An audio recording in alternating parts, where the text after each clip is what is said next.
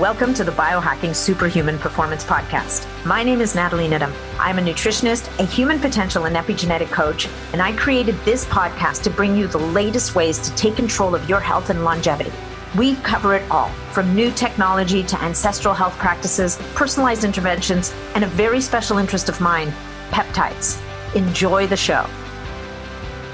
Welcome back, folks. Today's episode is all about mushrooms. We're talking, of course, about medicinal mushrooms today.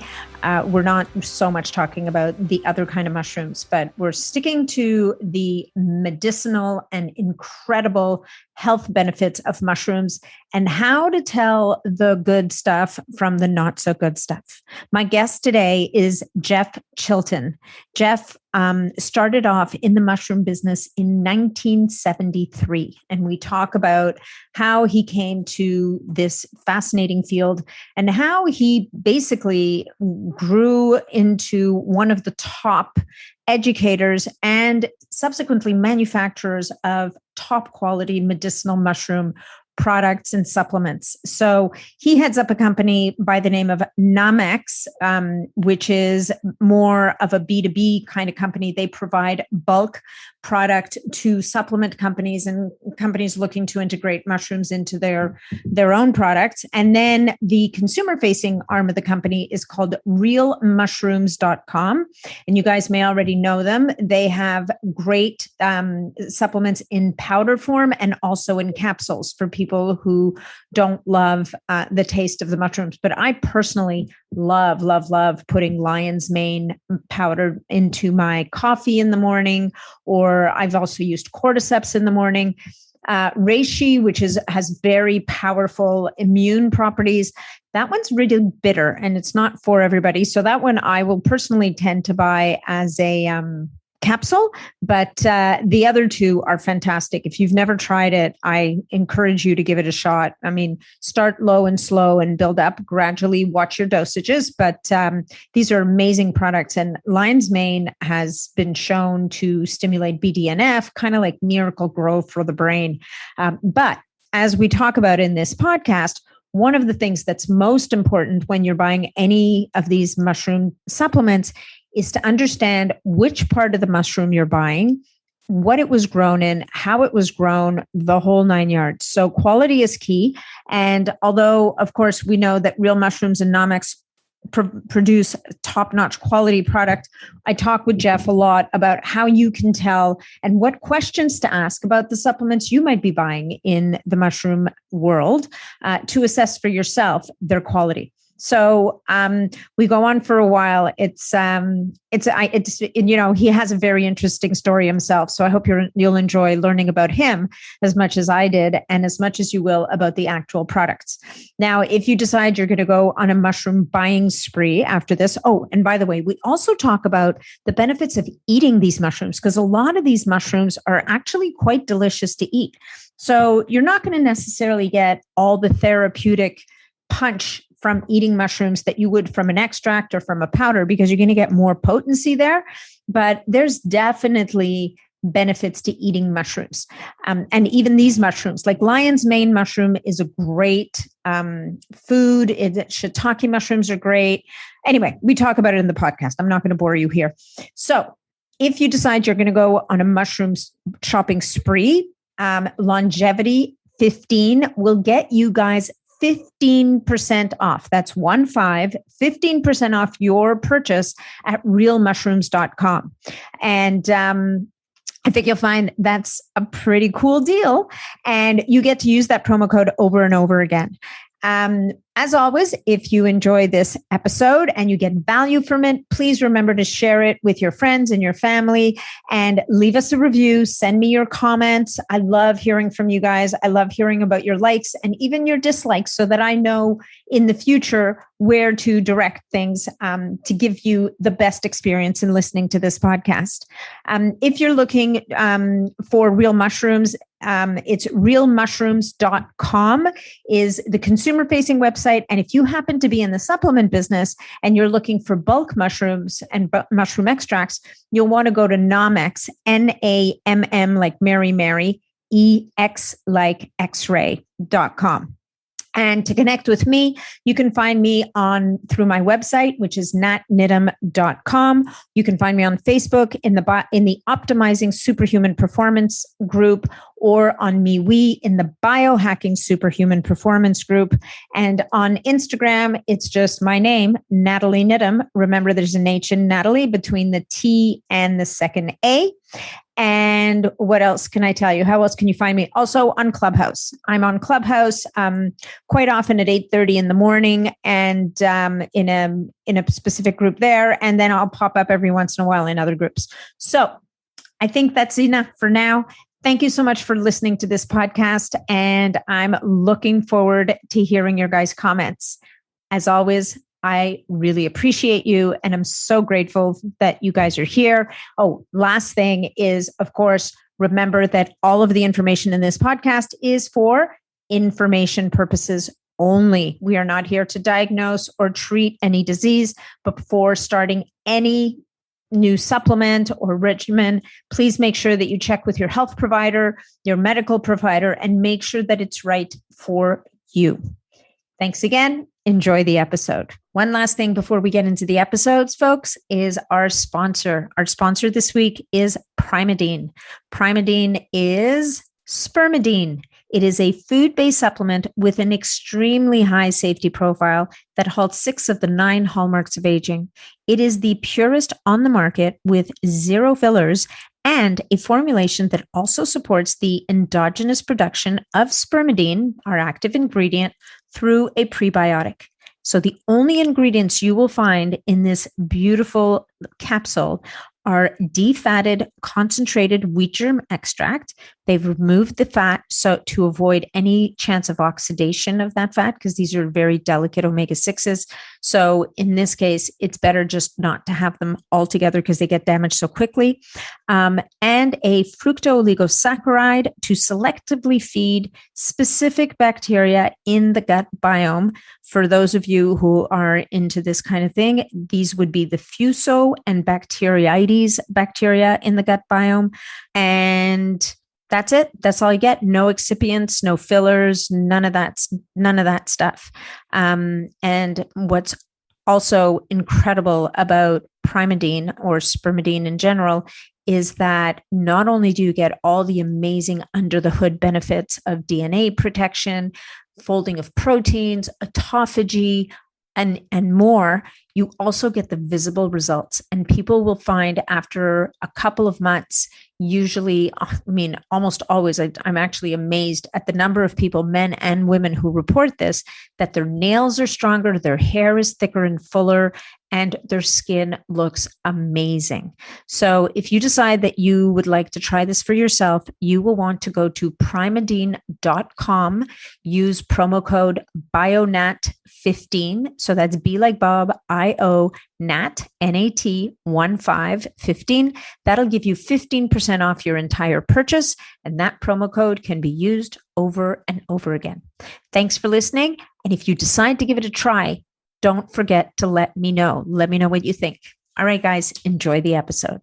Hey guys, welcome back. I am so excited today to be here with Jeff Chilton from Namex, and in a way, Real Mushrooms as well. Is that correct, Jeff? Yes, that's absolutely right. Yeah, Namex sells organic mushroom extracts to other companies, and Real Mushrooms sells our extracts retail on the internet. Amazing. To consumers. To consumers. That's right. So Jeff and I actually go way back, I think I could say. We met at when it was called the Bulletproof Conference still, right? Before they went all fancy and called themselves the Upgraded Labs Conference. That was at the end of it for me. Yeah.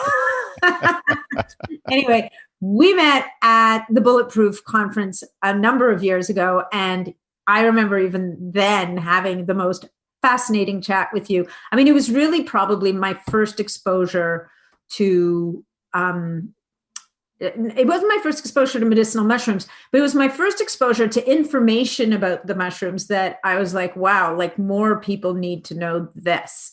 And it took me all this time to actually create a podcast so I could get you on the podcast so we could share this information with the world. But it is I'm so happy that we reconnected. Yeah, well, I'm happy to be here, and it's nice to see you and chat with you again. Yeah. So we are both Canadians, only we are in completely opposite parts of the country in so many different ways. Jeff lives in what I consider to be one of the most beautiful parts of Canada, in this beautiful community called Tofino on the tip of Vancouver Island. Is that correct? Yeah, it's the absolute west coast. From here, it's the end of the Trans-Canada Highway, Natalie. From here, you have to take a boat. So it's like, There you that's go. it. There Yeah, you go. next stop is Japan. Well, and I was there, we were just talking, I was there a few years ago, and it is really, truly, it's an exceptional place. Yeah. Any of all the places I've been in the world, it remains one of the most spectacular that I've ever been personally. So anyway, I'm so happy that we have the internet, that we have Zoom, and that we can do this. Yes, So, indeed. Mr. Jeff, could you please tell us a little bit about you and how it is that you came to be the mushroom guy? I don't know if you call yourself that, but No, no, I don't. Good for you. Other people sometimes do. But look, I was born out here in what I know as the Pacific Northwest. I was raised in Seattle. I had this beautiful environment around me, forests, lakes, rivers, and it's one of the most perfect climates in the world for wild mushrooms because it rains a lot. So in the fall, we have this maritime climate, and up come all these mushrooms. So they're around me while I was growing up. And then when I went to university at the University of Washington, my field of study was actually anthropology, but I had this early interest in mushrooms. So I also took some mycology courses, and that's the study of fungi. And you will not find a mycology department in very many universities. No. It's pretty rare, but we had one at the University of Washington. So I studied the use of mushrooms. I kind of put the two together, studied the use of mushrooms for food, for medicine, and in shamanic purposes. And it was just, that time, think about it, it's the late 60s. I mean, there was a lot of local shamanism going on during that time, right? I mean, magic mushrooms and all the rest. And out of university and going, what can I do with a degree in anthropology? Well, not much, but there was a mushroom farm 60 miles down the road from Seattle. And I thought I'd really like to learn how to grow mushrooms. And I read about it a little bit and I said, yeah. So I went down to the farm. I got a job. And in 1973, I started work at this mushroom farm, and I was there for 10 years, literally living with mushrooms. And mushrooms do not sleep, Nathalie. They do not sleep. And every mushroom you've ever eaten has to be harvested by hand. Yeah. So well, they're so delicate, right? Oh, well, yes. And in a bed of mushrooms, when you're growing mushrooms, they're not all growing up evenly like a field of corn or something. They're in all different stages. You can't go down with a knife and slice them off. You'll be slicing through caps and everything else. It would be an absolute mess. So there's literally an army of harvesters and this was a big farm, 2 million pounds of mushrooms per year that was coming out of this farm. And you're harvesting every single day of the year. That's crazy. Again, they do not sleep. They just, we had 4 to 8 crops being put in as new crops every week, and 4 to 8 crops being taken out over a 90-day cycle. So we had a minimum 200 different crops of mushrooms every year. Wow. I think about that now. After 10 years being there, I had seen 2,000 different individual crops.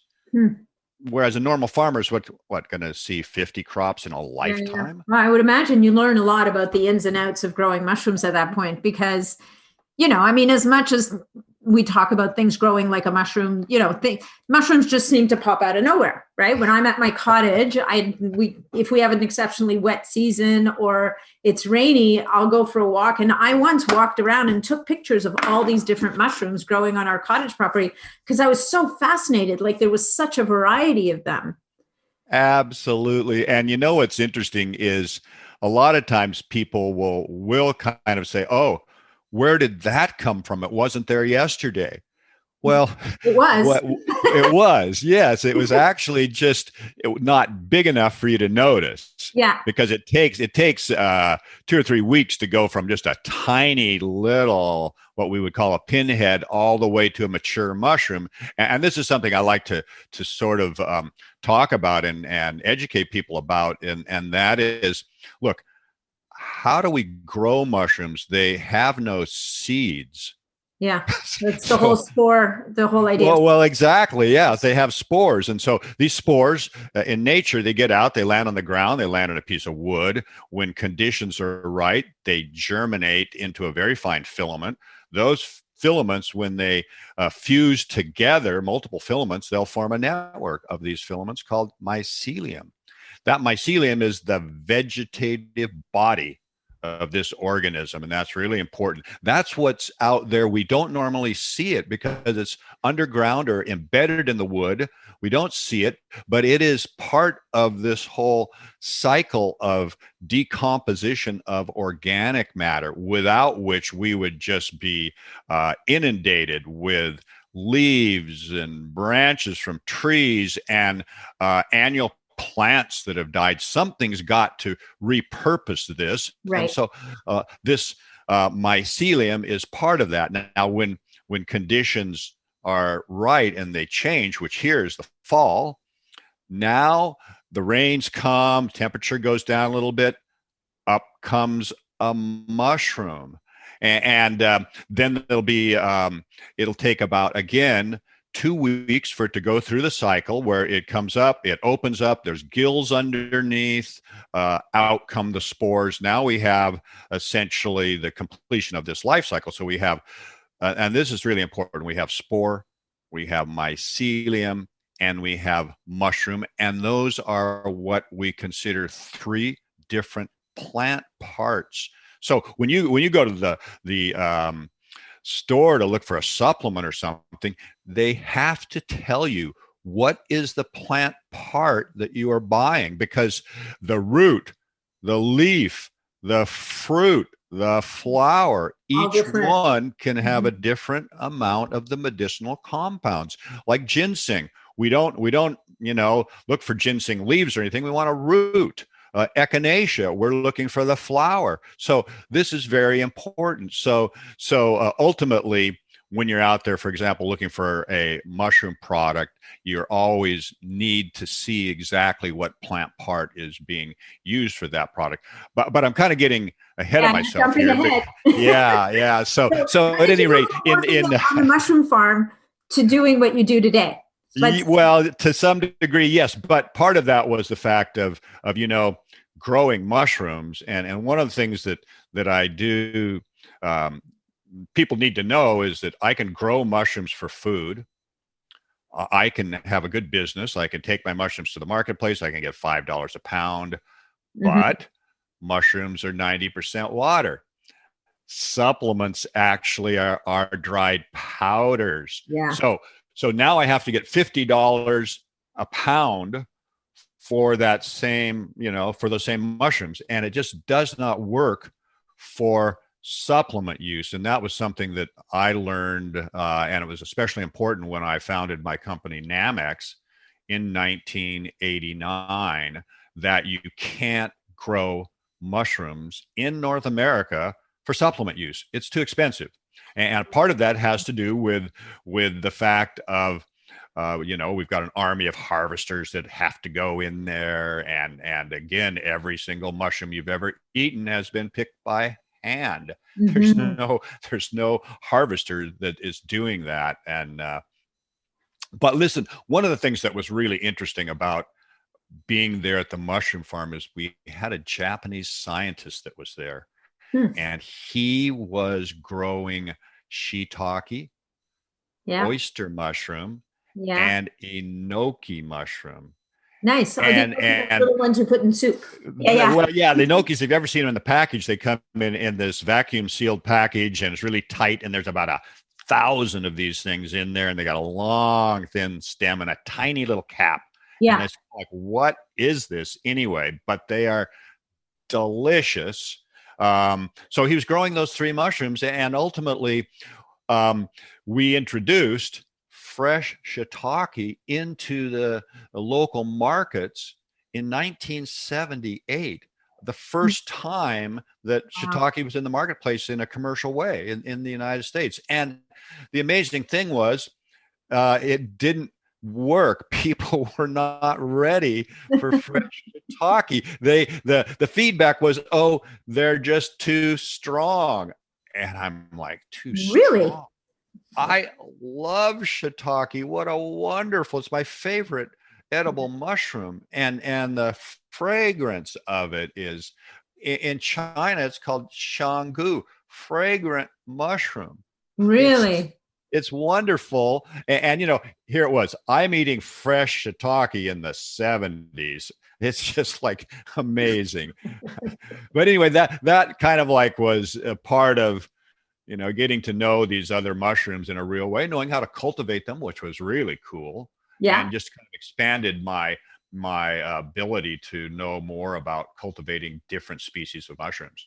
Yeah, that's really interesting. So actually, while I think of it, as we're on the topic of fresh mushrooms, so when people talk about the health benefits of mushrooms, and we're going to get into that, like the medicinal benefits of mushrooms, I would imagine it's like so many other things, to actually get enough, to get a therapeutic dose of those medicinal ingredients from that mushroom. Either you're going to have to eat kilos of mushroom, or you're going to have to get a product that has somehow concentrated those medicinal properties. And actually, the other thing, I guess, is, as you mentioned earlier, you're going to have different medicinal properties in different parts of the plant. And that's where we're going to talk about the mycelium versus the mushroom cap. Is that correct? Like when I'm eating a shiitake mushroom, like, sure, it's got B vitamins, it's got lots of great stuff in it, but it's not necessarily going to impart, if I really need that immune support from that the shiitake mushroom can bring, I'm not going to get that necessarily from eating that shiitake mushroom. I'd be better served by getting my hands on the right extract. Is that correct, or am I off base? Well, you know what? Actually, yes, you can absolutely get the medicinal benefits from eating mushrooms. But the key there is, look, and I'm a big proponent of people putting mushrooms into their diet. Sure. That to me is the forgotten food. Yeah. I call it the missing dietary link, because it is what I consider food as medicine.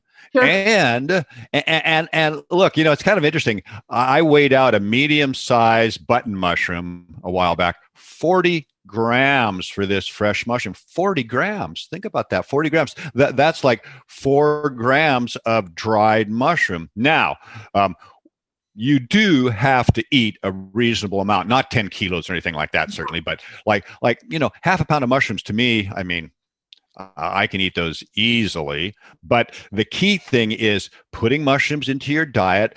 One of the things about mushrooms is they're very high in fiber. They're not easily digestible, so it's this fiber, but they're a wonderful food. The fiber works as a prebiotic, and you're also going to be getting the beta glucans. But look, foods.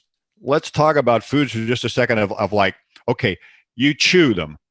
How well you chew them is going to have a lot to do with getting the nutrients out of them. None of us chew properly, right? No. You talk to a lot of people that say, okay, 2, 3, 4 times longer. Now chew them properly, but we don't do that. So mushrooms are not easy to digest. So you're not going to get the same benefits, let's say gram per gram, as a dried mushroom powder, extract powder, where you've got it concentrated. It's in powder form now, so it's been broken down for you. Yeah. But I always recommend to people that even before they supplement. Get mushrooms into your diet. They all of the studies that I've seen that have been done on populations, and they give them these tests, what is your diet and your lifestyle and all the rest, all of the studies show that people that eat mushrooms live longer. And there's enough of those studies out there now for me to say, yeah, I think that's probably true. Now, obviously, there's a lot of things that have to go in with how long we live, lifestyle and diet and all of this. But I absolutely feel that people need to get more mushrooms into your diet, and that's the place to start, even before you supplement. Unless you just I just don't like mushrooms. But look, great food, prepare it properly, because that's one of the keys. Everybody's got children that say, "Oh my God, that's slimy. I don't want to eat it. It's terrible," right? It's like, no. Cook it properly. Hot pan, whatever your oil of choice is, hot pan. I like to brown them on either side. They will shrink like crazy. They'll be at least half the size of when you put them in there. Slice them about 1/4 of an inch thick or so, and then put them in. I like to cook them for at least 10 minutes, brown them on either side. They come out, they've been browned up. They're not slimy. And one of the things about it is if it's too cool a pan, all the water comes out of them, and all of a sudden they're just sitting in a pool of water. And you're wondering why they're slimy or have that. No, it's like you brown them off, and no, the moisture stays inside of them, but they are going to shrink. But that's what you have to do to cook them properly. And unless of course you're making a gravy or you got them in a soup or a stew or something like that. But otherwise, if you're cooking them in something else, a casserole or your eggs or something, cook them properly with a high heat. That's what's really important.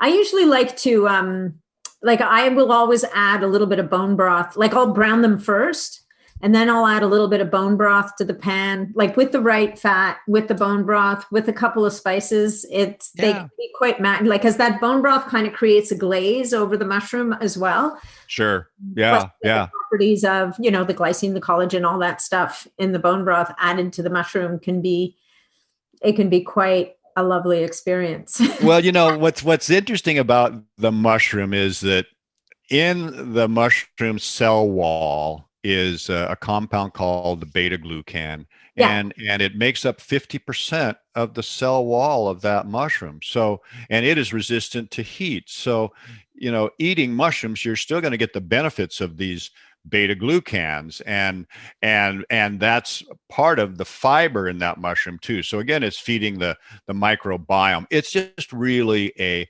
high quality. Some people call it a nutrient dense food. It's mostly carbohydrate, but those carbohydrates are like the beta glucans and another carbohydrate that's very slow acting called mannitol.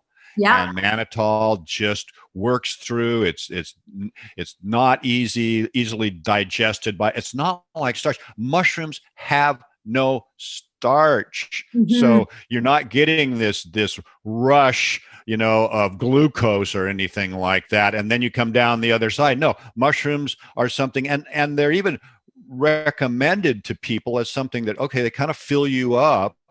So that's a good thing too. You're not like still hungry or anything like that. They have that sort of fiber and that bulk. And again, they're feeding a microbiome as well as giving you these beta glucans and other things like B vitamins, B1, 2, and 3. Yeah. So the beta glucans, what are the nutritional properties of those guys? Is it just prebiotic? Is it mostly prebiotic, or is there more health benefits to beta glucans than prebiotic? I mean, prebiotic would already be hitting a lot of marks for a lot of people, to be honest. But anything that can affect the microbiome positively is going to be a benefit. But beyond that, beta glucans are what make mushrooms medicinal. Okay. Beta glucans, there's a massive body of research out there on the beta glucans, and they they test the beta glucans. There's so many different compounds are being tested anti-cancer wise. And generally what happens if there's activities, well, a lot of that activity is the stimulation of immune cells. And that's what they have figured out with beta glucans, is that they are actually, we have receptors in our lower intestine, and these receptor sites are specific to beta glucans. The beta glucans come in, they hit those receptor sites, and that basically activates the production of immune cells, macrophages, NK cells, T cells. So it stimulates the production of cytokines. I like to think of beta glucans as potentiators. And here's really the key to how mushrooms work. And I think this is really important for people to understand. When you take a vitamin, do you like a couple hours later go, oh man, I feel so much better now that I've taken my vitamin C? I can feel it. No. Yeah, if you're very sensitive. Well, some people with bees might feel them, but generally speaking, not so much. No, I mean, normally, or vitamin D or something, it's like you take it and, okay, why do you take it? You take it because of prevention. You're going, I'm not sure I'm getting enough C. I'm not sure I'm getting enough D, or whatever these other vitamins are. Mushrooms are like that in the sense that their activity is prevention. And so you are consuming mushrooms to basically keep yourself healthier and give yourself this immunological potentiation that is just kind of sitting there in the background. You don't really know if it's what's going on or not, but ultimately over time, if you have a good lifestyle, these mushrooms will be there helping you stay healthy. Mm-hmm. And that's really the key. And that's how I look at them. And that's especially when I'm thinking of diet, that is really the activity. And even when you're supplementing, although, we'll get into specific species and certain activities of those, but all of these mushrooms share these beta glucans in common. And what's interesting, Nathalie, is that the beta glucan architecture differs from species to species. So all mushrooms have beta glucans, but all mushrooms are not highly active and what we would call medicinal. And the reason is just this beta glucan has different architecture and how it's structured. And that's why some of these mushrooms are highly active and others are not. So that's again, where and why a mushroom is medicinal and others are not. But even if they're not considered medicinal, to me, it's like, hey, they have these other attributes mm-hmm. that are good for you. But the beautiful thing is we can get these medicinal mushrooms in the marketplace. We can get maitake, we can get shiitake, we can get lion's mane. I know. I told fresh mushrooms. I mean, lion's mane is delicious. Oh, it is really excellent. Shiitake is wonderful. Maitake is good. Even the button mushroom has medicinal properties. So, the mushrooms that are in our marketplace right now, especially if you're in a metropolis like Toronto, I mean, all those mushrooms will be in your markets and more. Oh yeah. Well, the lion's mane, I mean, I was telling you earlier, like I once went to farmer's market and we have a guy called the fun guy. Like he calls himself the fun guy. Yeah. Never heard that before. Never heard that before. No, never heard that joke. Oh my God, that's so clever. And I walked by his stand and, he's got these beautiful, like he has peach colored oyster mushrooms and blue colored oyster mushrooms. And it's like this rainbow of oyster mushrooms and the shiitakes and and he's always got some really, crazy different types of mushrooms. And then he had cauliflower. And I'm like, why do you have cauliflower? And he smiles at me and he goes, this isn't cauliflower. Like, what are you talking about? It looked like a giant head of cauliflower. And it was actually a giant lion's mane mushroom, which I ended up dropping a bomb on because I had to buy the whole thing so I could take a picture of it. And And it was I mean, the thing with the lion's mane to me is it's so mild tasting that it's really all about what would you like it to be for you today? Like I'll bet you could make French toast with it. Like you could make whatever you want with lion's mane. It's very adaptable and it's quite delicious. Like it's so mild and whatever flavor it might have. It's just quite amenable to picking up whatever flavors you give it with your cooking kind of thing. Sure. Yeah, I find it a little bit on the sweet side, kind of, and again, just a very pleasant mushroom. When I've had it, I'm just always like, oh, this is just so good, and because normally I can't get it here in Tofino. When I've had lion's mane, it's been primarily when I've traveled in China, and of course in China when I'm over there, I mean, there's mushrooms at every meal in some form or another, and multiple different mushrooms that they're using. And it's always a treat for us when we're there. There's even some restaurants in China that are really interesting. The whole restaurant serves nothing but mushroom dishes. You're kidding. not alone necessarily, but every dish is got mushrooms, and a lot of them are dominated by mushrooms, and they're really interesting. Yeah. So, okay, so you know what? You started talking a little bit about why we can't actually grow these mushrooms here, which I think people will be interested to hear about because, there's in the last 15 months or so, life has been a little crazy.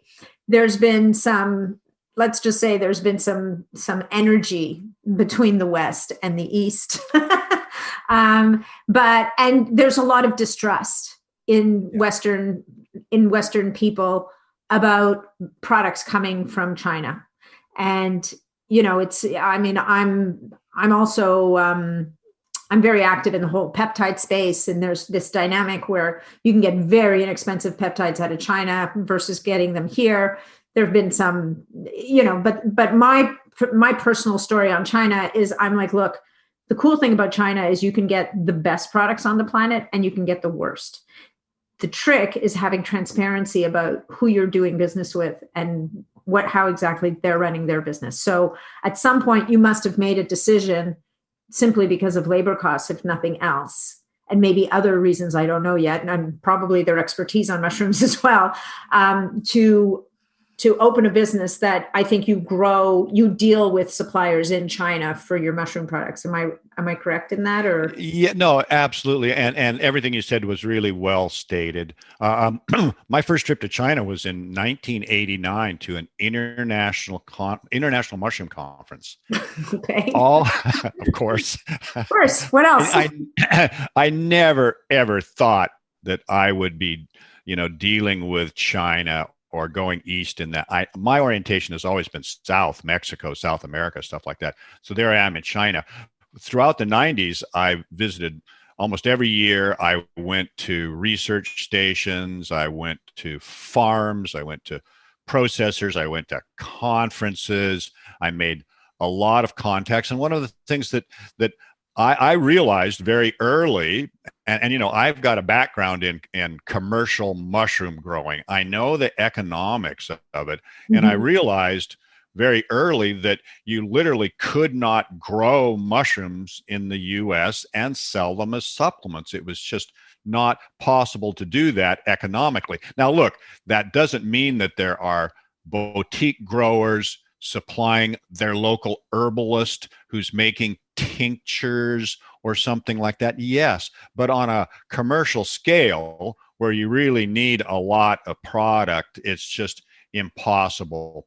I realized that. And one of the things that I did, because my company has been organically certified since 1992, in 1997, I took OCIA, at the time one of the largest organic certifiers in the United States, with me to China, and I organized the very first organic mushroom workshop in China, 1997. And where did all these pesticides and chemicals and agriculture come from? Where did they originate? United States. And how much in terms of chemicals do we pour on everything? Pesticides, fungicides, you name it. I mean, it's all over. So it's not really a matter necessarily of how it's grown or anything like that. It's like, okay, where is it grown? Is it grown in a place where it's free from chemicals? Is it organically certified? So for me, that was very important. Yeah. All of our mushrooms are grown back in the mountains in areas that are free from the industrial lowlands. It's like, do you really want to eat something that comes out of the Gulf Coast of the United States where all the petrochemical industries are, or even in places around Toronto where they've had who knows what heavy industries are spewing chemicals out into the environment? No. And so what's important then for me is analyzing, okay, every single batch of mushrooms that is grown or extract that we make is analyzed for heavy metals. It's analyzed for pesticides and fungicides, a whole microbiological panel before it even leaves China. And then once it arrives over here, we do the whole set of analyses again. Wow. And the certifiers in China that are being used are not Chinese certifiers. They are German certifiers, high quality organic certifiers. And look, if one of the products over there that is being manufactured, one of the extracts, if it turns up with 2 or 3 or 4, whatever number of pesticides or heavy metals that are too high, it just doesn't leave. Sorry, that's not a product that we can use. It's got to pass before it comes over. And you know, a lot of people think the supplement industry is totally unregulated. Not I don't believe that. True. Yeah. Not true. You cannot imagine though how many people out there just think, oh yeah, supplement industry. Well, in terms of things like heavy metals and microbes and things like pesticides, there are standards that have to be met. That doesn't mean that it's going to be a good product. Yeah. You know, it has nothing to do with the product quality other than it'll pass those very basic tests. But for us, analyze the amount of money we spend on analysis every year is astounding. Right. But it's important. I feel that's super important. I don't want to be delivering products to my customers that are substandard in any way.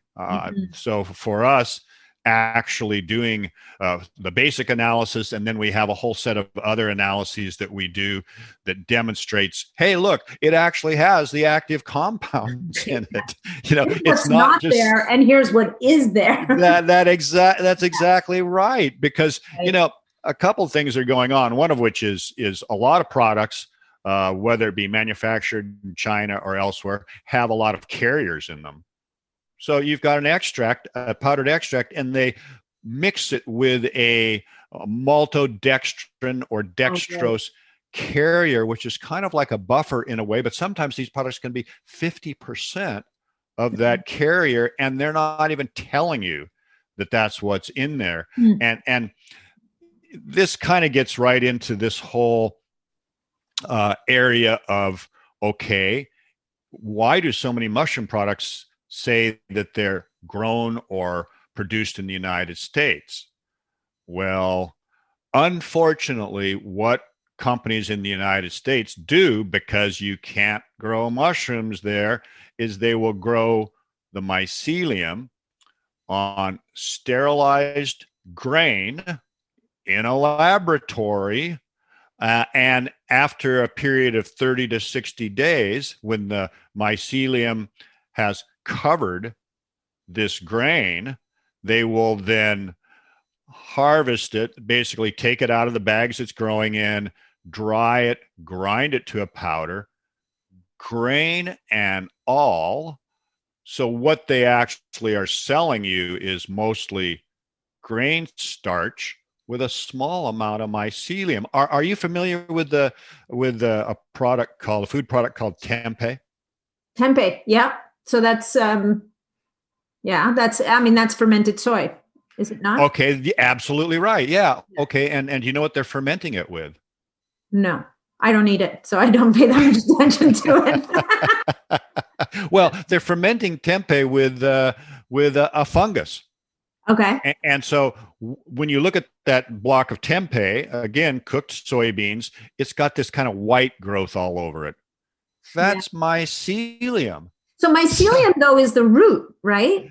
Well, you can definitely think of it as a root system for sure. Again, it's the actual body of this fungus. It's the vegetative body, we call it, of the fungus that then essentially accumulates enough energy to put up this fruiting body that we call a mushroom. Okay. Vegetative body, fruiting body. It's kind of like, think of it as maybe the mycelium is maybe the tree.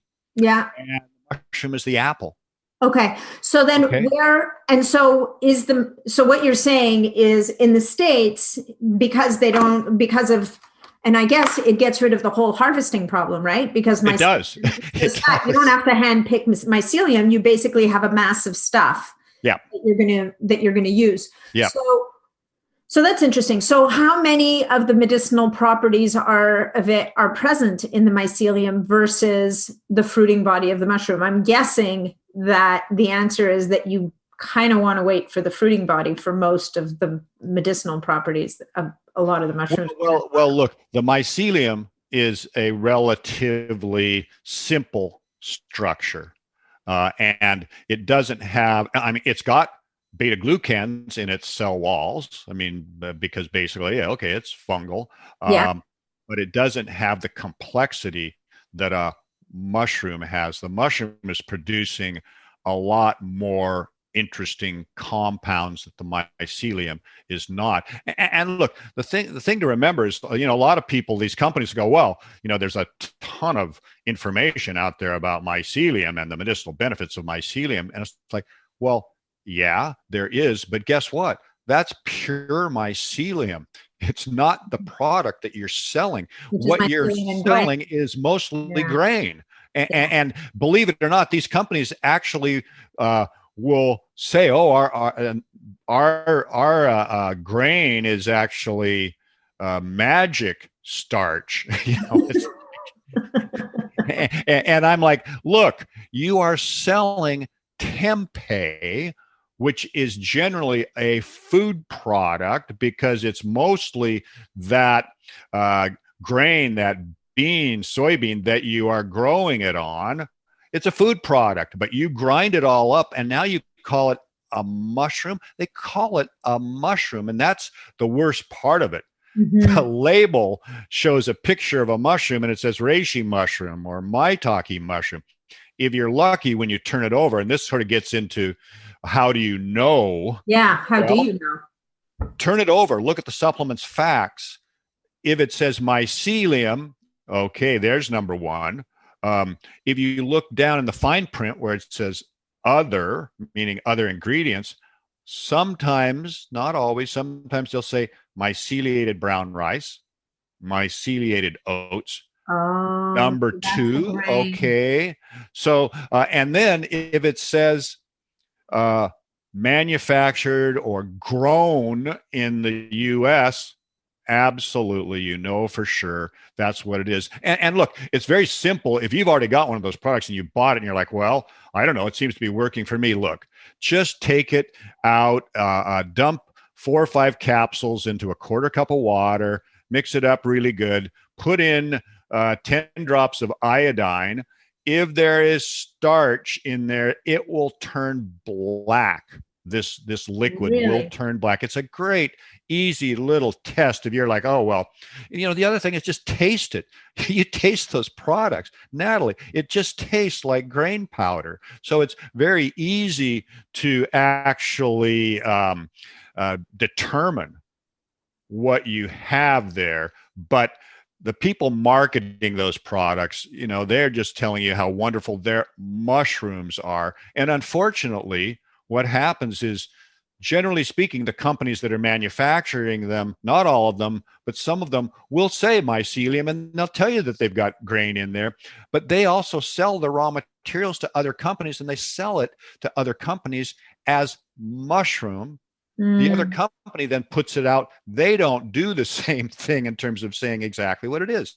So it's not always easy, but those are the three things to look for. If it says in the other, if it tells you the grains there, if it says mycelium on the back panel, if it says mushroom on the front. The other thing too is, look, they sometimes talk about, oh, it's full spectrum. Yeah. We have spore, we have mycelium, we have fruiting body. And it's like, that again is just a smokescreen. And the key is that we have tests for beta glucans, an analytical test for beta glucans, and it also tells us the alpha glucan that's in there. The alpha glucan are the starches. If they're talking about polysaccharides too, by the way, well, starches are polysaccharides. So they can say, oh, we've got 50% polysaccharide. Well, yeah, because you're measuring the grain powder. Oh, wow. So, yeah. So look, our testing has shown that. It's demonstrated what's going on. A lot of companies now and people are finally waking up to this fact. And so a lot of companies, especially ones that buy from us, they'll on their label, they'll say no grain, no mycelium, no starch. And what we do is we will guarantee a certain level of beta glucans in the product. And you know, for me, I consider that to be very important. I mean, my God, you look at, doesn't matter what herbal products out there, there's a million of them in every category. What one do I take? Who do I trust? Man, it is so difficult. And you may go to the clerk there and say, oh, well, what would you recommend? And you know what? They're going to recommend a product from whatever salesperson blew through supporting a certain product. And they're going to say, oh, that's the one to buy there. Yeah. So it's really, really difficult. Bit of a quagmire. So, so we know that we don't want to be growing our mushrooms on grain. What do we want our mushrooms to be grown on? Well, remember, they're not growing mushrooms on grain. They're growing mycelium. And this is what's so important. Don't get, people get caught up in that. Oh, well, like you're saying here, well, they're growing their mushrooms on grain. What are you growing your mushrooms on? No, they're growing mycelium on grain. We're growing mushrooms on what mushrooms are grown on naturally, which is either a wood log or sawdust. And it's really kind of interesting, most medicinal mushrooms are wood decomposers. Right. Because the interesting thing about mushrooms, the way I think of them is mushrooms any plant is the same, but mushrooms to a certain degree, even more so, they have to, by their very nature, they're going to concentrate whatever nutrients they're pulling out of their substrate, which is what's going to give you the value out of it. Right. So yes. If you grow the mushroom on something that is undesirable, or it's not what you're looking for, you're going to end up eating a concentrated version of whatever that is. Well, yeah. You know what? For example, I mean, the wood is what is supplying the precursors to these mushrooms that allows them to produce the compounds that we're looking for. Right. So that substrate, and I'm glad you know that word because it's a wonderful word. And the word of the day is substrate. Right after mycelium. and look, anything, any plant or mushroom, whatever it's growing in, it will take the minerals out of that, and the mineral profile will be due to what it's growing on. So that's something too that is very important for the overall profile of that mushroom. Yeah, for sure. Okay. All right. So we kind of know what to look for on the label. We kind of know people should be, the questions they should be asking. We know a little bit about the medium, what we don't want, what we might want to look for. Let's get into some of the mushrooms. When I was in school and we talked about nutrition school and we talked about mushrooms, the teachers would talk a lot about the differences in properties and the different uses for applications, if you will, for the different mushroom products. So you're going to have a powdered mushroom product, then you're going to have a tincture, and that tincture might be alcohol extracted or water extracted. And both of those, because of the solubility of different compounds in the mushroom, you're going to get different properties depending on whether it's water or alcohol. I think some companies might do both and combine them. So do we want to talk? And my takeaway was the tincture is going to be the most concentrated form of those active elements that you're looking for. That was just my takeaway. I don't know if I'm right about that. Whereas the powder is still going to give you therapeutic and lots of great stuff. My takeaway was, like, for example, we mentioned chaga earlier and we said we were going to talk about it. And chaga is interesting because I'm not sure that it's a classic mushroom per se. I've heard that it might be more, I can't remember what the proper word is, but it's certainly like you need an axe. If you're going to hunt for chaga, you're not plucking it delicately off the side of a birch tree. So like it's a thing. So and I actually think I once harvested a giant chunk of chaga and didn't realize what it was and squandered it. I'm like committing Harry Carey over that. But anyway, so I've asked you about 27 different questions here. So let's back up. Let's go to the tinctures and the powders. Let's talk about those first. Yeah. And then we can talk about what sets chaga apart from the other mushrooms we may talk about today, because I'll cook chaga. But for a tea. Yeah. Oh, absolutely. Yeah. Well, first, look, in traditional Chinese medicine, they basically, if they prescribe you something, they'll prescribe you, and you look at it, it's like this little paper full of herbs. No idea. and they take it home and boil it up. You take it home, you boil the hell out of it, and the whole idea is essentially to pull everything out of that fiber, and that's really the key, is when you're doing a liquid extract like that. And look, all extracts for the most part are done in some way where we're trying to pull everything out of the fiber, and we're trying to get it to the point where that fiber is no longer got anything that we're looking for, or no longer valuable. And so at that point, then we will separate out the fiber, and now we'll have this liquid with all the goodies in it.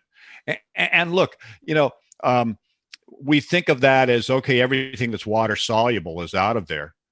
Well, the thing about it is actually that hot water pulls out more than just water soluble components. It'll pull out components that are not soluble. But the difference is they can be there, but they're not soluble. It's just like, have you ever made a chicken soup? Yeah, lots. Does the fat come out of when you're boiling it up? Does the fat come out of that chicken? Yeah. Well, I mean, sort of. Yeah. Well, and it's not soluble. Yeah, it's not soluble. So this is something where people kind of get confused at times, because they think, oh, gee, unless you've got alcohol, you're not going to get those fats and things like that. Not true. It's the same with reishi triterpenoids. Reishi triterpenoids, if you boil up a reishi mushroom and taste it, it will be very bitter.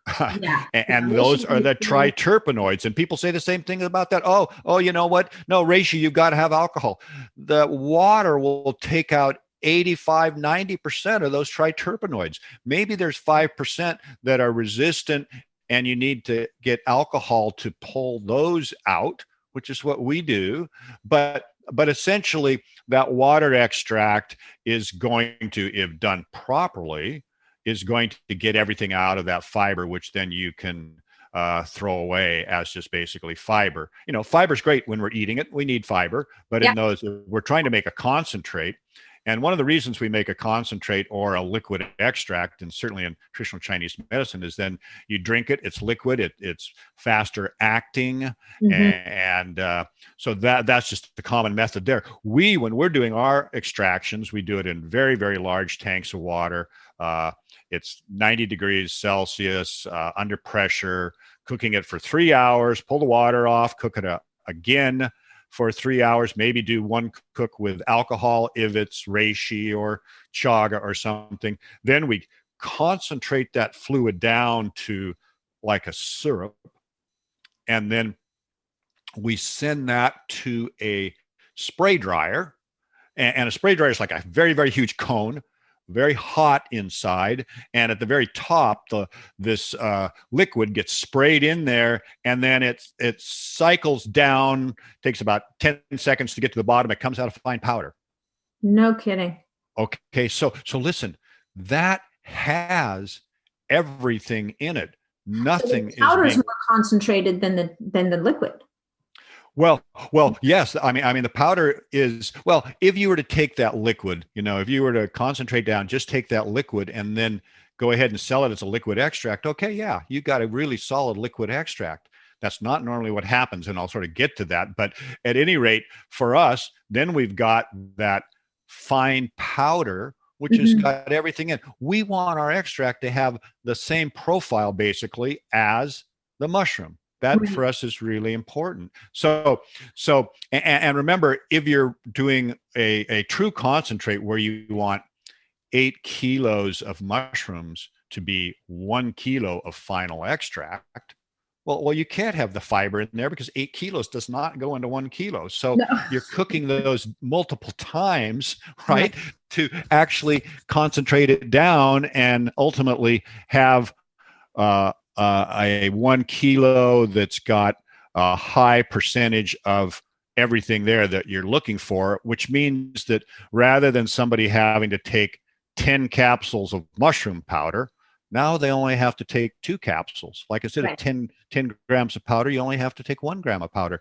So that's really the idea behind a powdered extract, and there's no reason why that powdered extract should be any less potent than liquid. And what happens with most liquid extracts or tinctures is that on a commercial scale, when you buy one of those, you look at it and maybe there's a little bit of residue on the bottom, but if it's mostly clear, it's mostly going to be nothing more than alcohol and water with, maybe it got a little bit of a taste of the herb. If you want a really solid liquid extract, it better be cloudy. There should be residue in there.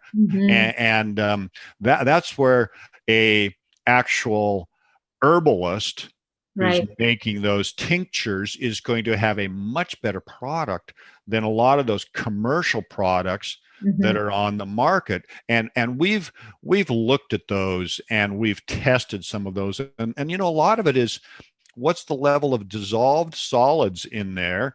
Again, is there much of a residue at the bottom? Or if you eliminate all of the liquid, what do you ultimately have? And generally speaking, you don't have a lot in that little bottle. And people who are selling you that say, okay, take 1 dropper a day or something like that. And I tell you, there is very little benefit from most of those tinctures unless you're getting it from an herbalist that and it's highly concentrated and you can take it and you really feel it. Okay, then, and people like it because they feel that being sublingual like that, it will be more fast acting. And that's probably the case. But a lot of times when you're taking those little tincture bottles, it's like, oh, there's nice little tingling there. There must be something happening. It's alcohol. Usually it's just the alcohol. So it's just for us, I don't, again, maybe there's 1 or 2 companies out there, one in particular I know in the United States where I'd say they make good tinctures. So many of the others, and I've known people who have produced tinctures on a large scale. I've known them. I've known how they've worked with them, and some of them do a very good job. And a friend of mine who is in that business, his whole thing was, look, I want people to feel something. I really want somebody to feel something. And that's where in traditional Chinese medicine, they want people to feel something. They don't want people to be taking 1 dropper full. No, they want you. Think about that for a minute. They're boiling all those up, and now you have a whole glass of liquid. Yeah, with powder. Like when I go to my acupuncturist and she gives me one of those, it's like they make them themselves, and I come home with like a whole row of these little packages, and I'm pouring the powder into my cup, and then I'm pouring the boiling water in, and I have to let it sit for a certain amount of time. And sometimes it tastes okay, and sometimes it's hideous. And Yeah, you have to yeah. keep stirring it and drinking it so you don't leave all the stuff at the bottom. Well, no, that's right. And you know, those liquid extracts that the traditional Chinese medicine producers are making, I mean, a lot of them are just horrible tasting. And you know, I think that's where the whole thing of medicine tasting bad it comes from. Yeah, no, they reinvent that term. Okay, so this is great. Now, what I really want also is I'd like people to walk away with some understanding of some of the main mushroom products, some of the main mushrooms that people talk about, and really how we can get the most value out of them. So we agreed at the beginning that we were going to talk about reishi, which reishi's big claim to fame has to do with immune support. Turkey tail also is a big immune support mushroom, is it not? I think. Yes. Yeah. Yes.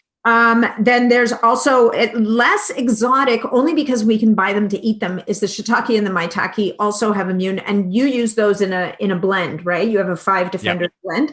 That's right. And then we have the cordyceps, which when my husband was going to climb Machu Picchu, I read was really good you had to start 30 days earlier before somebody went at a high altitude. And if they did a 30-day run of cordyceps leading into that time, it would help to somehow improve their oxygen carrying capacity. And you probably know more about the details about exactly what happens there, or roughly. Lion's mane, which, you know, the biohacking crowd is all crazy for, because it's this nootropic, great for the brain. And then we've got chaga, which is, again, back to chaga, which I probably led you off track when I first started talking about how you have to take chaga off a tree with an axe, which is a little bit different as far as mushrooms go, I think. Well, let's just start with chaga, because chaga is kind of fascinating. Mm-hmm. Chaga is not a mushroom. Thank you. Okay. It's not mycelium, Nope. and it's not what's called a sclerotia.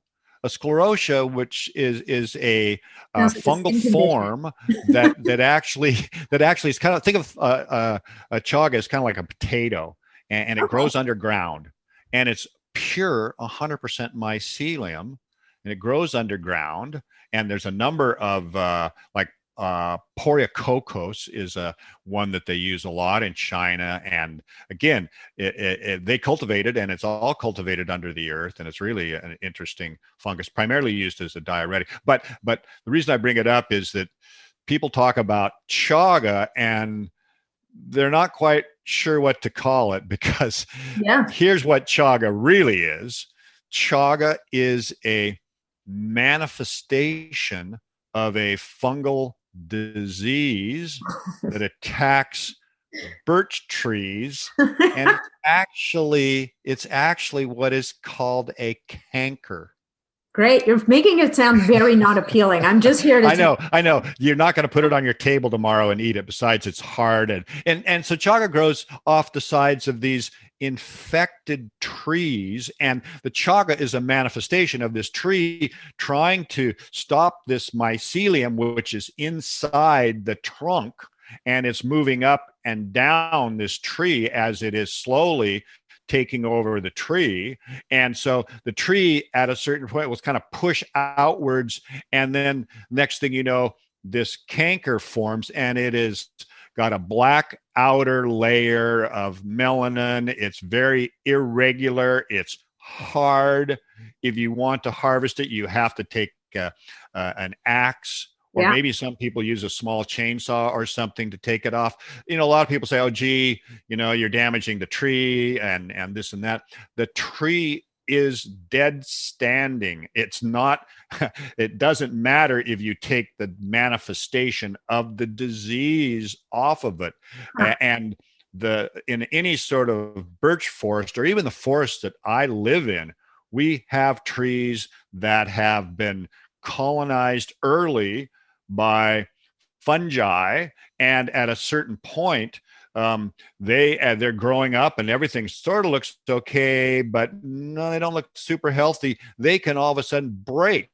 Halfway up, 30 feet up, they can just break, and it'll just come falling down. And then next thing you know, you see all of these different, what we would call bracket fungi. off the side of the tree, and we know, yeah, that was an infected tree. And really, the way a lot of these trees get infected is that in a forest, any forest, when a branch somehow gets broken off or something, that's an open wound on a tree. Right, right. And so the fungal spores are always present, and they will end up on that in that open part, and then they will germinate. They'll start to grow, and over years and years and years, they will start to colonize that tree. So the chaga is a canker, but it's like, how do you sell cankers? It's kind of like, I'm like, you just killed me on the chaga, dude. So like, well, now come on. So now I need to be happy that I don't have that much chaga on the birch trees at my cottage, because that means my birch trees are actually healthy.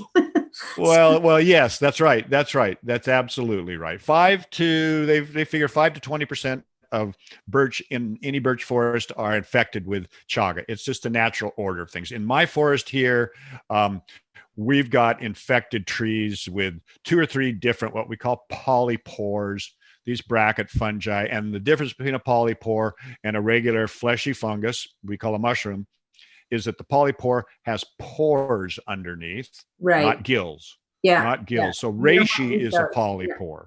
Oh, it is. Okay. Yeah, reishi is a polypore. You turn it over, there are no gills. It's just all pores. Most of the mushrooms that we're talking about are sort of general fleshy fungi with gills and so on. Shiitake, maitake. Lion's mane's a little bit different. Yeah. It's its own animal, really. Yeah. Okay, so listen. Chaga, which is a very specific. So chaga is a specific infection that happens to birch trees specifically, and somehow this horrible thing that happens to the birch tree produces this growth that happens to have exceptional medicinal properties when we take it, chop it up, or grind it. Some people will grind it into a powder. They'll put it in water. I like to put it, when I use it, with like a cinnamon stick and a little bit of a vanilla pod, and I will cook it under pressure, or I'll just let it boil till the water gets black. And then I will use that sometimes. I mean, I haven't done it in a long time, but I will sometimes make up my coffee in the morning with half chaga, half coffee, and do whatever I'm going to do to my coffee. So Sure. You know what? And look, one of the things I would like to stress here is that if you go out on the internet and you Google or search for chaga, you'll come up with 1,000,001 sites touting it as like the panacea. These sites call it the king of mushrooms, that kind of thing. That's all hyperbole. Chaga doesn't do all of the things they claim it does. It's not the king of mushrooms. That's just sales talk. Chaga has certain properties, primarily triterpenoids. It has a very low amount of beta glucans. I mean, one of the lowest that we've actually tested, because there's not a lot of fungal matter in that chaga. It has that dark outer black layer, and then underneath it is this cinnamon brown area that is mostly decomposed wood with some mycelium in there. It's got these triterpenes in there that have demonstrated some interesting antiviral activities. And traditionally, it was used for people with intestinal or stomach disorders. And so if people, for me, if somebody has IBS, irritable bowel syndrome, or Crohn's or something like that, I always say, well, look, try chaga, because there does seem to be some, that's how they primarily were using it for these types of disorders. Try that first. And that's where I would put chaga. It's not, a panacea. I mean, it's crazy, the stuff that people talk about. Like you would. Yeah. Hyperbole, total hyperbole. It's just again, it's sales speak. It's all it is. And so I like to advise people, please do not think it's going to be a cure-all. It is not. Okay. Interesting. Okay. So chaga So now chaga, not exactly a mushroom in the classic sense of what we understand mushrooms to be. It does have triterpenoids, which have some antiviral activity. And if anything, traditionally, from the people who probably know how to use it best, it would have been used for intestinal issues like IBS, Crohn's, things like that. So, well, yes, and I'm not saying they used it specifically for that, but I'm just saying if you have those conditions, you should give it a try, because there's not a lot of specificity in when you read up on the literature on how they used it and exactly what was going on with the person that they were treating with it. So, because it was also a folk remedy for cancer, and it's not going to cure anybody's cancer either, although there are claims about that, but for God's sakes, everybody, don't think that mushrooms are going to be a cancer cure. They're not. Okay. All right. Well, then on that note, let's stay with the immune, in the mushrooms with immune properties. Let's move on to reishi, because reishi is very particular. It's extremely bitter. Like, people will drink reishi tea. I don't know how they do it. But let's talk a little bit. So reishi is it's a classic mushroom, right? Is it the one that's quite beautiful? It kind of has orange and reddy kind of rings. It's sort of flat, grows out almost sideways from the side of the tree. Well, it can grow out sideways. It also can just grow straight up on a stem, but it is very beautiful. It's red. It's kind of got this geometric shape that's like in a ram's horn type of shape. Yeah. So it's a beautiful, beautiful mushroom. It is bitter. The bitterness comes from the triterpenoids.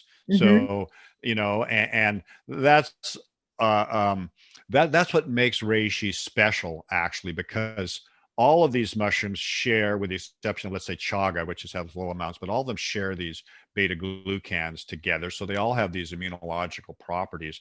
But reishi also has the triterpenoids. Now, interestingly enough, again, we test all of our mushrooms for beta glucans. What mushrooms have the highest amount of beta glucans? Lo and behold, reishi and turkey tail. Interesting. They have 50% beta glucans in our testing, whereas maitake would have around 40. Lion's mane shiitake would be 30 to 35%. So it's really sort of interesting to me when the testing showed that reishi and turkey tail had 50% of beta glucans. I thought, wow, well, maybe that's one of the reasons why they're so highly regarded. So it's got these triterpenoids, and the triterpenoids, they act in a couple of ways. One, unlike the beta glucans, which have demonstrated the potentiation of immune cells, the triterpenoids in clinical testing actually has shown direct cytotoxic effects on cancer cells and so on, which is interesting, which doesn't mean they're, again, take these and they're going to kill your cancer or anything. I know that, but that's interesting. But they're primarily used in China for liver dysfunction. So if you have problems with your liver, if reishi is the herb that they will often give, and it's considered something that will help, purify your blood, and good for the heart. Also used for insomnia, which is interested. They consider it to be something that will calm you. It's like de-stress you a little bit. So it's a calming herb. So they have shown some good tests that have shown that it does have some effects for people with insomnia. So that's the reishi. That's the reishi, yeah. And again, just to pull turkey tail into that same arena, again, high amount of beta glucans. They've actually developed a couple of drugs from turkey tail out in Asia, PSP, PSK, where they refine it. They do an extract, they refine it multiple times to get it into a stage where it is primarily what is called a protein-bound polysaccharide, which appears to be highly active component.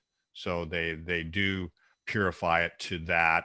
They leave some of the other stuff out, and just have this kind of pure protein-bound polysaccharide. Okay, so PSP, PSK. PSP. So these are drugs that have actually been manufactured from turkey tail.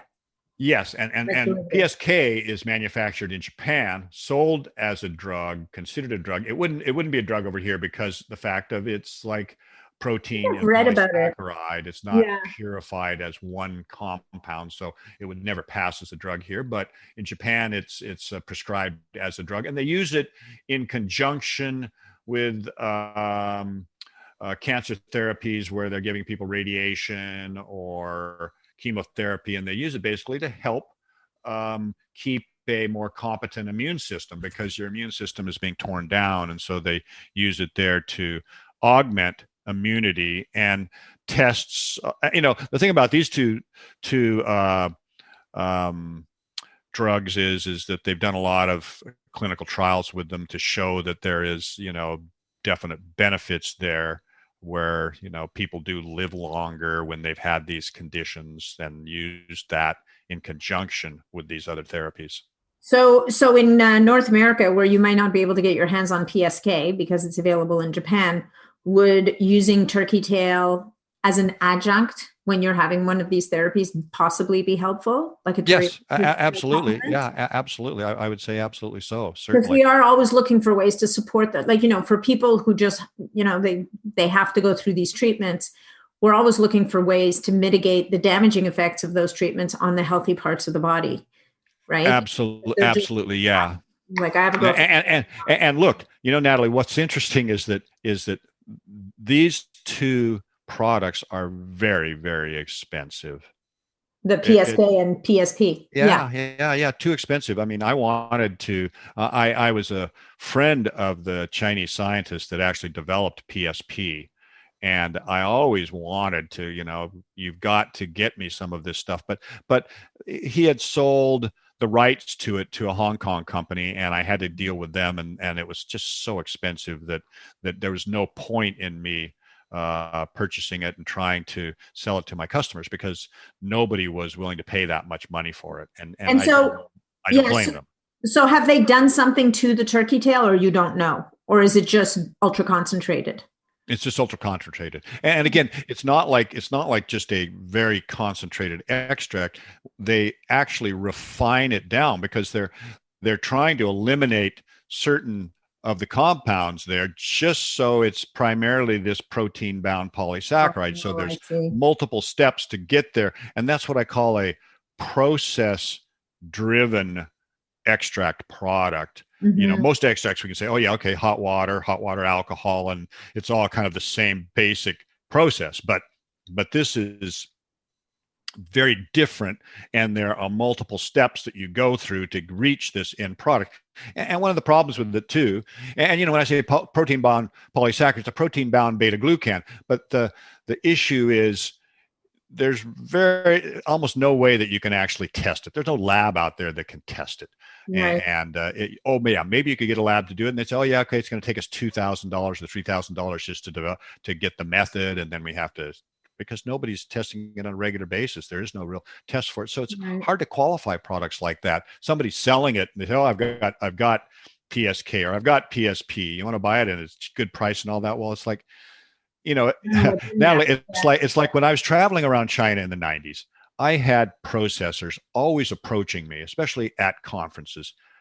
I've got this great maitake extract here. And I look at it and all I see is a brown powder. I don't know what it is. They say it's a maitake extract. I have no idea. Yeah. They're telling me this, but I don't know unless I can actually test it in some way. And back then I didn't have really the test to do that. And, that gets back to the whole thing of, in the very beginning, everybody was selling their product over there as, okay, we tested it for polysaccharides. And I thought, oh yeah, okay, if it's high in polysaccharides, it must be good. I didn't learn till later when I got this beta glucan test that these polysaccharides that a lot of them they were talking about were mostly starches and carrier materials. Wow. Yeah, horrible. Yeah, crazy. Okay, so then let's because we're going long here. Now we're moving into marathon podcast, which is great because we've got lots of information, but let's just do you at all want to touch on maybe what what an effective type dose is of reishi and turkey tail? Are we talking like a gram a day or 100 milligrams a day? Are there general guidelines for that? Or is it the kind of thing that it's specific to the person based on what they're dealing with, in terms of kind of a minimum effective dose of how we might use these products? Or is that for another day? Well, no, we can do it, and I'll try and be reasonably brief here. But it's like when you buy a bottle of supplement, and it's like, okay, we've got 60 capsules, take 2 a day. Why? Oh, it's a month's supply, very easy, right? Well, what, 2 a day for a 120-pound person or a 200-pound person? Does that make any sense? Of course not.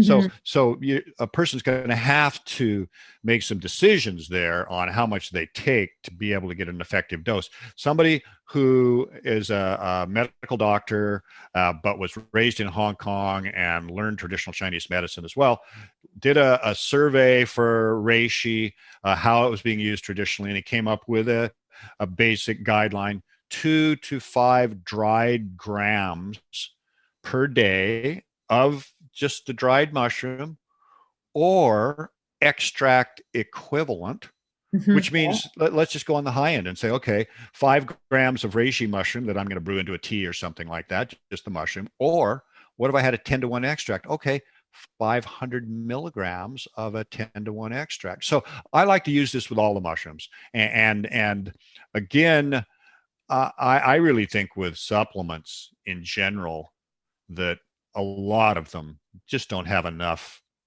kick in there to do anything at all, and especially when they're trying to get this down to this 2 capsules a day thing, and maybe it's nothing more than ground up herb or something like that, and you're like, yeah, I'd have to take half a bottle to get any effect from it. So it's something where really you have to look carefully for, but that's what I tend to use: 2 to 5 grams of dried mushroom or extract equivalent. And that goes across whether it's turkey tail, reishi. Yes, and I would say, if you can afford it, stay at the high end of these things, because really, and especially if you have something where you really, need some real power to whatever it is. Like if you're going through a health thing or whatever. Yes, exactly. And just think back to the traditional Chinese medicine practitioners. They're going on the high end. They want to see something. They want something to happen. Okay. All right. Let's move on to lion's mane, the brain, the big brain. Brain. Oh man. Yeah. The favorite of the people in the tropics industry, huh? Yeah. It's popping up everywhere, right? Oh, I know. It really has. And it's interesting because there are compounds in lion's mane that stimulate what's called nerve growth factor. Nerve growth factor helps to organize and maintain our neurons. Yeah. And especially as we grow older, we're not producing as much nerve growth factor. So the way it kind of goes is, if we can give it some help in producing this and keep our neurons working, and that will be very helpful to us. And they've done some studies, some actual clinical trials. Yeah. And for what it's worth, they give people a control group and another group. They give them a battery of tests that they do. They in this one particular study, they take the lion's mane for 120 days. The control group doesn't. They give them tests after that, and the people taking the lion's mane do better. Yeah. And then they stop taking it, and 30 days later they test them again, and the people taking the lion's mane go back down to baseline. Oh, interesting. So it was interesting. And so there's studies out there with dementia and with memory issues and things like that. And, that's kind of why lion's mane has reached the pinnacle that it's reached now, which is like it, Nathalie, 5 years ago, I was selling 100 kilos of lion's mane extract a year. Today, we're selling 10 tons of it. That's how much it has changed in terms of, it's the number one seller for us. And like I say, 5 years ago, 100 kilos, nobody wanted lion's mane. Lion's mane, what the hell? Yeah. So it's been driven by the whole nootropics community that have been looking for anything that helps to stimulate functions, and make them a little more, active in some way. I mean, that's why I drink coffee in the morning, actually. And speaking of coffee, that's where I like to take reishi, and I've got a very bitter reishi extract, but I throw it into my black coffee, adds another bitter note in there, but that's fine. It's fine. It tastes good because I kind of like that bitter flavor, and it just adds another note to that bitterness. So that's one of the ways I will take a reishi powder. Oh, and the reishi powder, you only need half a gram, like 500 milligrams. Oh, right? yeah. At the most, because this extract that I'm taking is our most powerful. It's a 16-to-1 extract. It is concentrated bitterness. And so, it could be 250, 300 milligrams that I'm putting in. Yeah, so we're talking like an eighth of a teaspoon or so, a tenth of a teaspoon. Yeah, it's not a lot, but it's not a lot, but yeah. Tiny but mighty. Okay, cordyceps. Well, performance. Yeah, performance. And the reason why it's used for performance is, one, like you talked about earlier, there have been some studies that's shown that we are able to utilize oxygen better, and they've used it at high altitudes. Interestingly enough, cordyceps grows up in Tibet. That's where they harvest the wild cordyceps. But traditionally, it's been used for people with what's called neurasthenia, which is you're just kind of fatigued. You're coming out of an illness. You're fatigued. You can't seem to take the last step. You're still tired. Don't have energy. That's where they give cordyceps.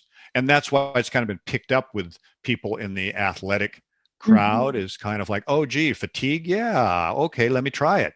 Yeah. So that's the traditional use of cordyceps. And here's what's really great about cordyceps is that up until recently, it was all wildcrafted. And it's called the caterpillar fungus, the wildcrafted cordyceps, which it basically is a caterpillar that essentially hibernates, never wakes up. It grows on the caterpillar, right? It grows off the caterpillar, one tiny little cordyceps. It's not a traditional mushroom. So it's and it's called winter worm, summer grass, because it's like a blade of grass. People are on their hands and knees combing the pastures up there looking for this. Maybe they'll find 2 or 3 or 4 or 5 in a single day. That's it. It's not practical. This does not sound scalable. No. Well, and what happened is because of the increased demand, today it sells for somewhere around 15,000 US per dried kilogram. So what are we getting so when we order cordyceps, what are we getting? We're not getting we're not getting little caps off the mushroom head, off the caterpillar. No, you will never get that. And believe me, when I tried to introduce that into the supplement market in the early 90s, people looked at me like, caterpillars? You really think my customers are going to eat caterpillars, especially the ones that are vegetarian? Are you kidding? Yeah. Well, and it's like mad caterpillar disease, right? It's growing out of their head. Like, what's wrong with their brain? Although, it would be interesting to think about what compounds it's concentrating from the caterpillar that are becoming bioactive to help us with our problems. Well, you know what? And look, we grow cordyceps now. We cultivate it. We cultivate it on grain, believe it or not. But the grain's not part of the product. Remember that. The grain is just the substrate. Right.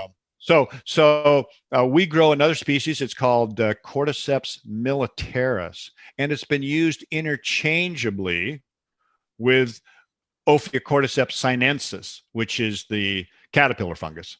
So today, what we're growing is much cheaper. It's something that we can put out. Now people can have cordyceps 100%, nothing but cordyceps, in a reasonable priced, reasonable cost and all of that, and get the benefits of cordyceps. So, and Cordyceps militaris, when you see a picture of it, and there's a picture on the website, it is bright orange. It is beautiful. And you know what else is cool about it? They actually are growing it and putting it into the food markets in China. You can buy it and cook it up. I will send you a plate of Cordyceps militaris that I was served at a meal a few years ago, and it is very, very mushroomy and tasty. Huh. So that's the militaris. That's the militaris. So that's the one that grows off the grain. Yes. Yeah. So, and again, just so it's nobody organic, gets non-GMO, the best grain on the planet. Oh yeah. Yes. And there's and so for people who have issues with grain, none of those compounds from the grain are going to get transmuted to the mushroom in any way. No, Cool. not at all. Okay, we're going to finish up. The last thing I wanted to talk about, I mean, we could keep talking for days, but eventually people are going to shut us down, move on or something. I wanted to talk a little. So you, in your store, if memory serves, you sell a lot of these individual mushroom powders and extracts, but you also have a couple of you have one combination in particular that I think is worth mentioning, given the current state of the world, where everybody is very concerned about the function and the ability of their immune system to properly rise up to whether it's deal with a vaccine so that they have a proper immunological response to that vaccine, if that's what their belief is, or if they just believe that what they really need to do is support their immune system so that there's no virus that they could come across that could possibly make them more than just, ill. Yeah. That's what they should. And I think that if you still call it that, it was called the 5 Defenders Blend, which is these 5 superstar mushrooms. I think I know 4 of them for sure: shiitake, maitake, reishi, and turkey tail. And and chaga is the 5th one. And chaga is the 5th. So how would people use this? And is it the kind of thing you would just kind of put a quarter or a half or whatever teaspoon into a hot drink every day kind of thing? Or do you use you know what, this is an interesting product because it's made of our top concentrates. So every one of those mushrooms that is in there is a concentrated extract. Mm-hmm. I would certainly recommend, I'm not sure what the normal, but I would recommend, 2 capsules a day. How did I figure that one out? So basically a gram a day of this, and it comes either in powder or in capsules. And look, there's some research out there that seems to show a certain synergy between the mushrooms, and not enough that I'm totally convinced that there's definite synergies and this is what they do. But the fact that we've got these 5 together, they're all in concentrated form, really kind of covers the bases in some ways. And one of the things I do tell people is, look, do not buy products that have more than that, because what happens is then the powerful mushroom species get diluted and you bring in another species that is not as good. So as you add more species, the product quality goes down and down and down. And it's like one of these kitchen sink products where it's like, oh gee, the more different things I can put in there, the better it is. And it's just such a fallacious idea. Right. Good word. Our next word of the day, fallacious. Right after substrate. Okay, so how many times have I said last question? How long do the powders keep? 2 years. 2 years. Okay. Yeah. Powders are fine. Very, very, very, very, very stable. Beta glucans are very stable, and these powders are stable. Okay. And can they theoretically keep longer than 2 years? It's just that for top activity, you're saying 2 years. And you know what? We've tested ours, for 3 years, 4 years. It's very stable. Okay. But, like anything, I mean, you're probably better off if it's, fresher from the extraction process. Sure. And you don't want to let it sit around for too long because, it depends on how you store it and things like that. Yeah, for sure. Okay. Well, listen, this, I'm pretty sure this is going to rank as my longest podcast ever, but it's super interesting. And I think we've packed so much good information here. And I'm sure we could have talked longer about more things, but we're going to leave it at that for now. Thank you so much for being here, Jeff. And thank you for your time. I really appreciate it. Why don't you tell people a little bit about where they can find you, where they can find your products? And guys, in the show notes, and probably in the intro for this, I will have given you some kind of a promo code. I was remiss. I didn't go digging it up. beforehand. But in the meantime, Jeff's going to tell you where to find him or how to find his products. So people who are making supplements, there's the Namex. And then for people who just want to get their hands on the goods, we have Real Mushrooms, right? Yeah, well, come to namex.com. We have a lot of great educational material there. I've also got slideshows there that show exactly how we grow our mushrooms, how we process them. So definitely namex.com, look for the educational menu. And then realmushrooms.com is where we have our retail products, but there's also a ton of great content on Real Mushrooms site. So check that out as well, because there's just so much information and on the different mushrooms and in general stuff. So definitely come for educational purposes. Amazing. And Namex is Nammex. Correct. Yeah. So 2 M's in the middle. Yes. Yep. Yeah. Okay. Well, Jeff, thank you again so much. It's been a pleasure reconnecting with you, and I'm sure we'll talk again. Yeah, thank you, Nathalie. It has been a pleasure, and I'm really happy to see you again. It's been a great conversation. Thank you. Thanks so much for joining me on this episode of the Biohacking Superhuman Performance Podcast. If you enjoyed the show, please remember to leave us a 5-star review on iTunes, because that's what helps us to be heard and to be seen. If you'd like to connect with me directly, or if you'd like to leave any comments, or if you have any questions about this episode, please reach out to me directly through my website, natnidham.com. And of course, if you're not already a member of the Biohacking Superhuman Performance community on Facebook, that's where you'll find me every day. It's a short application, just answer a couple of questions, and you're in and interfacing with other amazing biohackers. Thanks again, and we'll look forward to seeing you on the next episode.